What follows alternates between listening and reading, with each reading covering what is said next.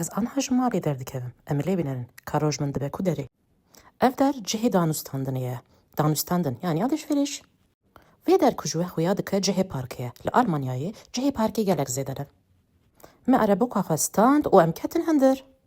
Ev gilyaz e. Kireya gilyazê 4 euro û 9 cent e. Ev jî roka ye. Pakêta rokayê 89 cent e. Ev jî kartol e.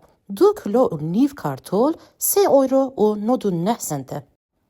Ev jî şeker e. Pakêta şekerê 1 euro û 19 cent e. Ev jî arvan e.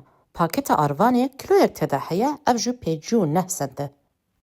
Ev jî qîme ye, ev jî qîmeya helal em jê re dibêjin 9 euro û 98 cent e kiloyek. Em tiştên xwe ji qaseyê derbas dikin. Me danûstandina xwe xilas kir û em diçin malê. Hemû danûstandina me 46 euro û 73 cent girt. Bi ve danûstandina min çawa bû?